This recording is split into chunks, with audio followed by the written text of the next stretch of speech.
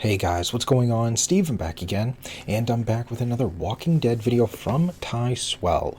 So I'm doing another one of his Lost in Translation videos. The first one I did, which was actually his second video, was the one about Andrea, which was actually a really good video, seeing how different Andrea was in the comic and then in the show was really good. You know, it is kind of a shame what happened to Andrea and stuff like that. You know, she was a really good character in the comics, but then in the show, I don't know. You know, just changing showrunners so many different times and stuff like that. Just kind of, you know, Frank Darabont was setting things up, and then of course, you know, he got fired. So I'm sure he had, you know, a vision of where she was going to go, but then that got scrapped. A new showrunner comes in. Now he goes in a different direction, and like everything that was set up is now going away. And then of course, you know, Scott Gimple comes in, who kind of course corrects it a little bit, but in the end, didn't really matter because they still killed her off, even though I think she had like an 8-year agreement. So that kind of sucked. And you know, she was, I think, in the middle of buying a house to move down there to be closer to filming, because, you know, kind of assumed, all right, well, I got an 8-season agreement, so I'm gonna be here for like 8-9 years or so, might as well move down there to be closer. You know, that might have been really awkward. You know, hey guys, I just bought a house to move down here to be closer to filming, so I don't have to travel as much. And then be like, so we're killing you off next episode. You know, I mean, that's kind of shitty thing to do. But yeah, there's been so many characters just kind of lost in translation. You know, Andrea, Tyrese. I like Tyrese. You know, kind of a shame he was mostly a glorified babysitter. You know, he was still a really good character. Carl, you know, who had still so much storyline left to give, but they decided to kill him off and replace Rick's son with another son. Yeah, I don't understand that one either. I mean, yeah, Carl was getting older and stuff like that, you know, but still, whatever. And then, of course, that brings us to today's video, which is about Jesus. Yeah, he was really lost in translation, you know. I did want to see more of his fights and stuff like that. What was it, the fight with, like, him and Negan and stuff like that in the comic, which never happened. Apparently he did train for that, you know, expecting that to happen, but that didn't happen. Granted, yes, he did get, I would say, like the second most iconic death on the show. Obviously, I would put Abraham and Glenn together, you know, as basically the most iconic death. Then Jesus. You know, he was the first one to get killed by the Whisperers. He did have an awesome outing, you know. He was covering everybody else while they were leaving, and, you know, yeah, go ahead, I'll be right there. And he's, you know, taking out some of the walkers, and, you know, that last walker, he tries to, you know, with the sword, and nope, that walker ducked under and right in the side, and you are where you do not belong. And then just seeing, you know, Jesus fall over, and just this Whisperer just standing there, so iconic and stuff like that. But it is kind of a shame. I kind of wish he stuck around for, like, you know, one more season, you know, because that's when the changing of the showrunners happened, you know. I mean, maybe at the time of renewing his contract, he, you know, probably didn't know that the showrunners were going to change. But I mean, it still would have been cool, like, if he just stuck it out for, like, all right, let's do a one more season agreement. If they do that, I don't know. Maybe it's like, oh, well, we need like a 3-4 year, agreement or something like that. We don't do 1 years. I don't know. But at least to do like a 1 year agreement to be like, all right, well, that showrunner's leaving, a new one is coming in. Maybe things might be different. Just give it a shot, and if not, then season 10, do your outing, be like, yeah, not the change I was hoping for, but I'm gonna pass, but it is what it is. So show's over, nothing can be done about it, so still a shame. All right, so let's jump right into the video and check out Paul Jesus Monroe, Lost in Translation. Here we go. Alright folks, today in the first installment of what I hope becomes an ongoing series, I wanted to take a look at the character of Paul Jesus Monroe from the comics and compare him to his vastly underutilized television counterpart. In the comics, Jesus was a fan favorite, a natural leader, strategist, and Rick's right-hand man throughout the war. But despite his strong introduction on the show, he quickly began fading into the background. He was set up to be a major player just as he was in the source material, but as the Savior arc continued, it was clear he was becoming another victim of rushed potential and sidelining, especially with a certain someone present notorious for consuming the roles of important comic characters, before eventually taking an entirely different direction with him altogether. I mean, that was so in this video, I wanted to explore the character of Jesus in the comics, how the vision for him changed in the show, and why I believe he was lost in adaptation. But with that, if you end up enjoying this video, I'd greatly appreciate it if you hit that like button and drop a sub to see more content like this. Well, because Daryl was there, and he was Rick's right-hand man, like, everything changes. It's like... Now, to understand why I believe the adaptation of Jesus is vastly inferior to his comic counterpart, we need to understand who he originally was in the source material. Officially introduced in issue 92, Paul Monroe was the recruiting scout and supply runner of a farming settlement known as the Hilltop Colony outside of DC, who gained the nickname Jesus by being Hilltop's savior, for a lack of a better term, as well as for looking the part in certain depictions. And right from the start, he was shown to be one of the most capable characters in the series, as he was agile, highly skilled in martial arts, and surprisingly diplomatic, all things considered. He was easily able to overpower and outmaneuver the Alexandrians, it's kind of a shame we never saw like much of his martial arts. Clear he wasn't an actual threat. Like just a little bit between like him and Morgan, as he acted as a level-headed and and relaxed peacekeeper with the intentions of enlisting other settlements into their trade network. But as the threat of Negan and the Saviors arose, Jesus was instrumental in mustering up the Coalition's courage to fight back, as he had become one of Rick's closest allies in the war and one of their most valuable fighters, with his strategic mind that made him a force to be reckoned with on the battlefield. Some of his greatest hits include taking on the madman Negan himself and swinging Lucille right back in his face, standing his ground and surviving against the monstrous Whisperer Beta, and deflecting grenades back at the Saviors during the bombing of Alexandria. However, Jesus is much more than just a fighter or recruiter. Outside of battle, he's a leader and widely trusted ally among the Coalition, showing others you can be both deadly and merciful in this new world without losing yourself along the way.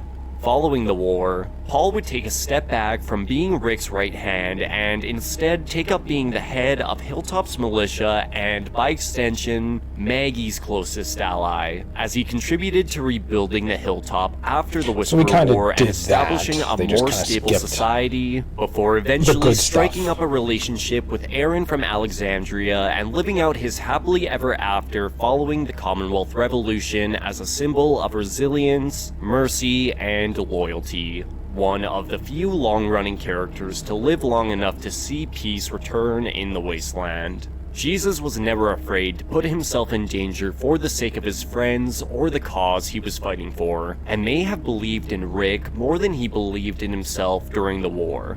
At times, he felt like the perfect union of brains, brawn, and loyalty. He was a warrior, skilled diplomat, and a fierce friend. But as he was brought onto screen in the show's 6th season and began interacting with our survivors, it quickly became apparent this was going to be a very different interpretation of the character. Introduced in the next world as Paul Jesus Rovia instead of Monroe, more than likely to avoid confusion with the Monroes in Alexandria, Jesus was portrayed as a bit of a little shit, as instead of initially looking to recruit, he was looking for supplies to bring back to the hilltop and was willing to screw over Rick and Daryl to get it, which had a more comedic tone rather than his mysterious comic introduction. It wasn't until after he was knocked out and captured where his diplomatic side then started to show. And for the most part, his introduction followed his arc in the comic as he introduces us to the hilltop, along with the threat of Negan and the Saviors before setting our survivors up to stand against them.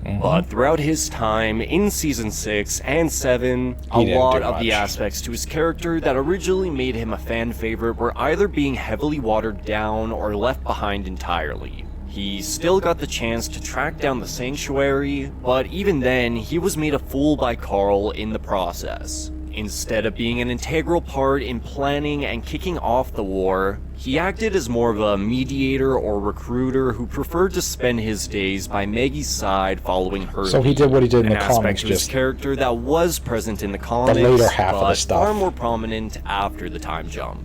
Instead of showing off his strategic mind and planning war tactics, he often fell into the background and blended in with all the other new-coming characters introduced around this time. He was still skilled in martial arts, but rarely got to show off his experience, as most of his fighting scenes just consisted of kicking and stabbing, with no moments really replacing the fight with Negan or the deflecting of grenades. Jesus just becomes a character we are told is cool rather than shown. In a way, his comic counterpart acts as a sort of guide for Rick, who generally wishes for peace and doesn't enjoy killing, but understands it's necessary if they are gonna free themselves from their oppressors. But in the show, the writers take this peacekeeping aspect of his character and run way too far with it during the war. But you already Instead had of Morgan storming being like the outposts by Rick's peacekeeper. side and lighting the Saviors up, we see Paul almost acting as a chaperone during the satellite raid who gets fooled and almost killed by a random Savior goon. All because he trusted the enemy's word, which is a far cry from the genius strategist we know and love. And the worst part is that he doesn't even learn from this mistake. Taro was adamant the Savior couldn't be trusted and was right, yet he still insists on taking him and the rest of the entire outpost prisoner. Jesus then proceeds to spend the rest of the war babysitting Morgan, while encouraging others to stop killing, which were traits present during his introduction, as he showed concern with Rick's plan at the satellite outpost, but wasn't a defining characteristic at the time, as he understood when it was necessary to take part. I get the sentiment he was going for, but come on, man. Some of these saviors were rotten to the core and were obviously just waiting for their chance to flee or kill. It wasn't just his martial arts skills and importance in the war that was severely underutilized in the show, however, as many of his relationships and dynamics with others got left behind as well. As mentioned, Paul acts as Rick's right hand in the comics during the conflict, but the two barely share any screen time throughout all of Season 7 and 8, which drastically diminishes his value in the story. Although it's his relationship with Aaron following the war that really gets the short end of the stick, as it was essentially cut altogether, with the exception of a couple scenes implying they had been hanging out and training together during the time jumps. His romantic relationships were never really the focal point of his character in the comics, but it's a shame we never got to see it on screen, as it brought them both immense happiness in a sea of bleak stories. But why was this relationship cut? Well, I think it was because they didn't want to have Aaron lose another boyfriend 2 seasons in a row, as unlike his comic counterpart who survives the entire series, Paul Jesus Rovia actually dies during the introduction of the Whispers in the show, which is a drastic change from the source material. This Still was iconic done to death. convey the threat the Whispers brought, as in his final scene, Jesus displays the level of martial arts skills that we should have been seeing his entire run Because that before was falling awesome when he victim did to that, a blade through the heart, jump attack. which turns out was a death requested by Tom Paine himself, as he too had grown frustrated with his lack of. I was like, oh, this is a bummer. I worked really hard at the martial arts and everything. He said, I was a bit like, you know what? We need to kill some more people. Why don't you kill me? I was a bit disappointed in the all-out war as well, because it was an all-out war. Who's going to die? And nobody really died. Some people did, but none of the big characters. So I was like, listen, you can kill me. And they did.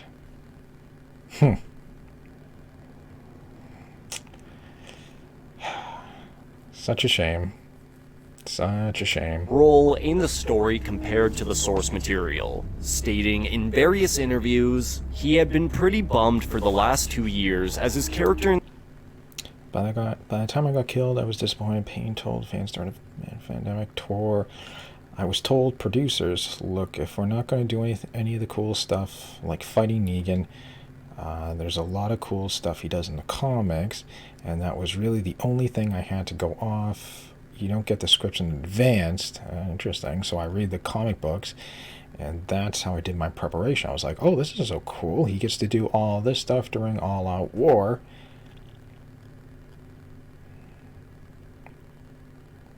And none of it happened. the show hadn't gone as much cool stuff to do as he had in the comics. You know, it adding does he have thought he to. was That does have to suck. Seeing, like, you know, you're reading through the comics and like, all right, I'm playing this character. What's this character do? Like, oh shit. Huh. Oh damn, I get to do that. Oh, I get to have like this car chase scene and this awesome shootout, and then I can do this fight scene, and then I kill this character. Like, whoa. Okay. And then you don't do any of that cool shit. Yeah. They gave me a really cool ending, and I'm happy with that. He said, I was very frustrated with what the character had been doing. He arrived in a very cool way, and then he floundered at Hilltop. Yeah, he did get a very cool ending. You know, like I said, probably the second most iconic death scene of all time. I'd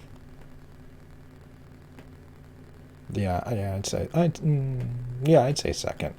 You know, he did arrive. You know, yeah, it was a little comedic, but I mean, still, it was a really cool way.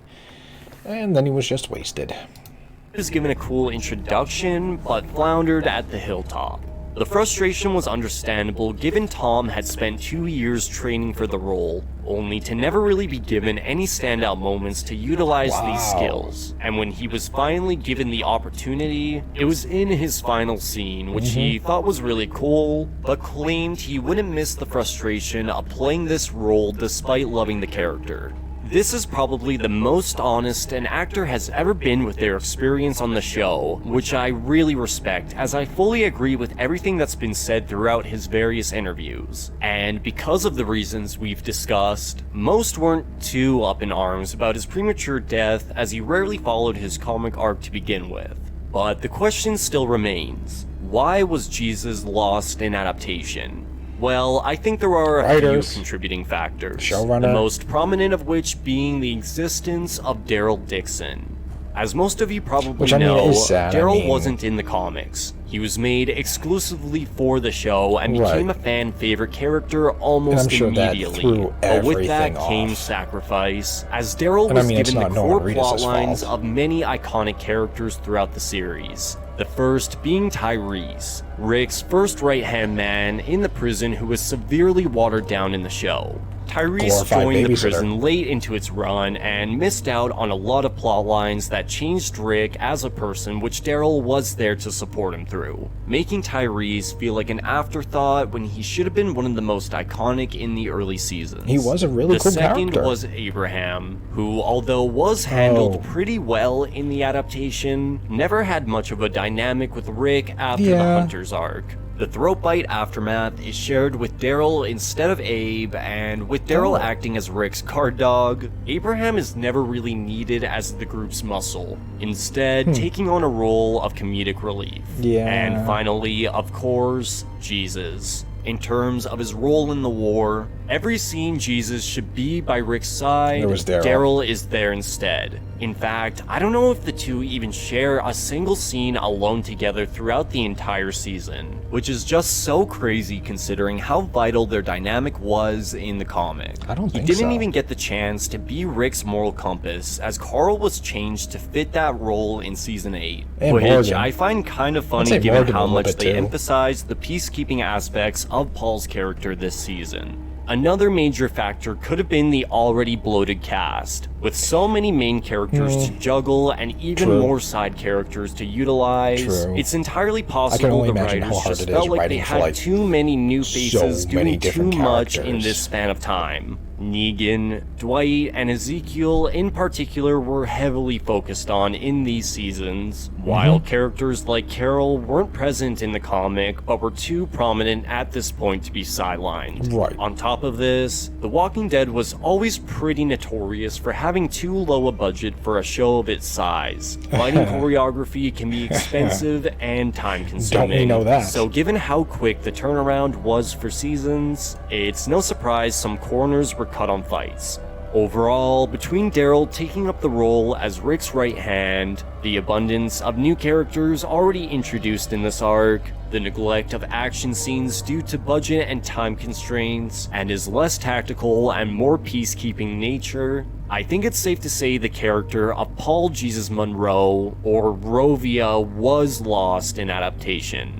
But what do you guys think? Did you prefer the portrayal of Jesus in the comics or show more? Do you agree with my Comics. thoughts on his adaptation being Hands underutilized, or down. do you think he was given enough in the context of the story? And lastly, how did you feel about his death in the show when he was prospered still a till great the death. end of the comic? You know. I'm excited to hear your thoughts in the comments down below. And if there are any other characters you think could fit into the mold of this series, definitely be sure to let me know.